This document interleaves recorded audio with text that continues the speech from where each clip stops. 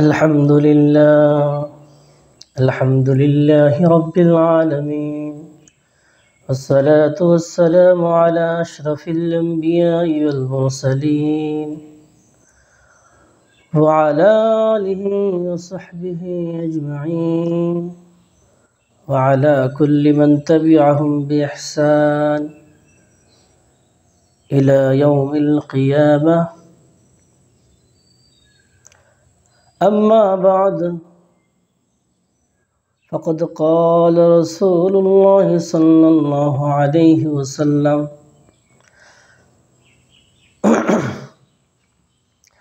عن ثوبان رضي الله تعالى عنه مرفوعا: عصابتان من أمتي أحرزهم الله من النار، عصابة تغزو الهند وعصابة تكون مع عيسى بن مريم عليهم السلام،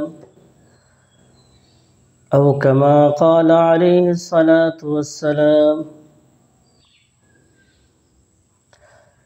প্রিয় দর্শক শ্রোতা মণ্ডলী, আজ আমরা রাসূলের একটি ভবিষ্যৎবাণী নিয়ে আলোচনা করব।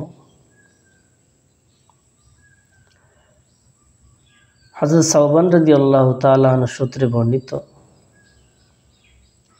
তিনি বলেন, নবীজি সাল্লাল্লাহু আলাইহি ওয়াসাল্লাম বলেছেন, আমার উম্মতের দুটি দল, যেই দুটি দলকে আল্লাহ তাআলা জাহান্নামের আগুন থেকে রক্ষা করবেন। একটি দল হলো যারা হিন্দুস্তানের বিরুদ্ধে লড়াই করবে এবং কাফেরদের সাথে লড়াই করবে। ওয়াইসাবাতুন তাকুনু মা ঈসা ইবনে মারইয়াম আলাইহিস সালাম, আরেকটি দল যারা ঈসা ইবনে মারইয়াম আলাইহিস সালামের সাথে থাকবে শেষ যুগে, যখন ঈসা আলাইহিস সালাম আগমন করবেন, দাজ্জালের আবির্ভাবের পরে, এবং তিনি তাকে হত্যা করবেন। এই হাদিসের মাধ্যমে রাসূল সাল্লাল্লাহু আলাইহি ওয়াসাল্লাম ভবিষ্যৎবাণী করে গেছেন যে আল্লাহ তাআলা দুটি দলকে জাহান্নামের আগুন থেকে রক্ষা করবে।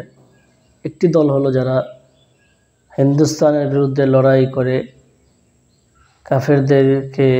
কাফেরদের সাথে লড়াইয়ে লিপ্ত হবে। আরেকটি দল হলো যারা শেষ যুগে যখন দাজ্জাল আবির্ভূত হবে তখন ঈসা ইবনে মারইয়াম আলাইহিস সালামের সাথে থাকবে। এই হাদিসটা ইমামে নাসাই রাহমাতুল্লাহ আলাইহি সুনানুন নাসাইতে বর্ণনা করেছেন এবং ইমাম আহমদ রাহমাতুল্লাহ আলাইহি মুসনাদ আহমদে বর্ণনা করেছেন। এই হাদিস দ্বারা আমরা বুঝতে পারি যে ব্যক্তি হিন্দুস্তানের অভিযানে, হিন্দুস্তানের যুদ্ধে মুশরিক এবং মুসলমানদের যুদ্ধে যে শরিক হবে, তাকে আল্লাহ তাআলা জাহান্নামের আগুন থেকে রক্ষা করবেন। এবং এই হাদিসের ভিতরে ওই ব্যক্তিরও ফজিলত রয়েছে যে ব্যক্তি শেষ যুগে ঈসা আলাইহিস সালামের সাথে থাকবে এবং নবীজি সাল্লাল্লাহু আলাইহি ওয়াসাল্লামের নবুয়তের দলিল প্রমাণও এখানে রয়েছে। নবীজি সাল্লাল্লাহু আলাইহি ওয়াসাল্লাম যে ভবিষ্যৎবাণী করেছেন, এই ভবিষ্যৎবাণী যুগে যুগে প্রমাণিত হয়েছে এবং হিন্দুস্তানের যুদ্ধ হবে, ঈসা ইবনে মারইয়াম আলাইহিস সালামও আগমন করবেন। এই সবগুলোই নবী সাল্লাল্লাহু আলাইহি ওয়াসাল্লামের ভবিষ্যৎ এবং এগুলা প্রমাণিত। এগুলোর মাধ্যমে নবীজি সাল্লাল্লাহু আলাইহি ওয়াসাল্লামের নবুয়ত প্রমাণিত হবে। এবং এই হাদিসের ভিতরে কিয়ামতের আলামতও প্রমাণিত হয়েছে। শেষ যুগে ঈসা আলাইহিস সালাম আগমন করবেন, এটা কিয়ামতের আলামত। ঈসা আলাইহিস সালাম আবির্ভাব হওয়ার পরে দাজ্জালকে তিনি হত্যা করবেন। বাকি এই হাদিসের ব্যাপারে আমাদের করণীয় হলো, এই হাদিসের মাধ্যমে স্পষ্টভাবে বর্ণিত নয় যে হিন্দুস্তানের যুদ্ধ কখন হবে, আর এটা আমাদের উদ্দেশ্য নয় যে হিন্দুস্তানের যুদ্ধকে নির্ধারণ করা, যে বিষয়ে শরীয়ত আমাদেরকে স্পষ্ট বলেনি, সহিহ নাস নেই।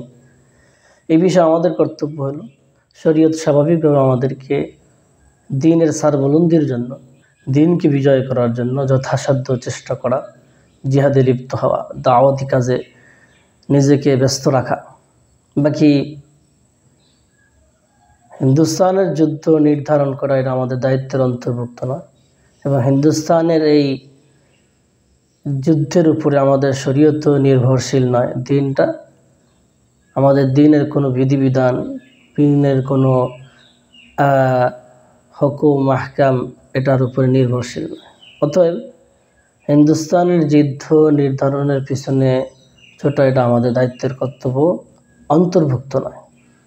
আমাদের করণীয় হলো আমাদের এই দিনকে বিজয় করার জন্য যুদ্ধ জিহাদে লিপ্ত হওয়া, দাওয়াতি কাজে নিজেকে ব্যস্ত রাখা।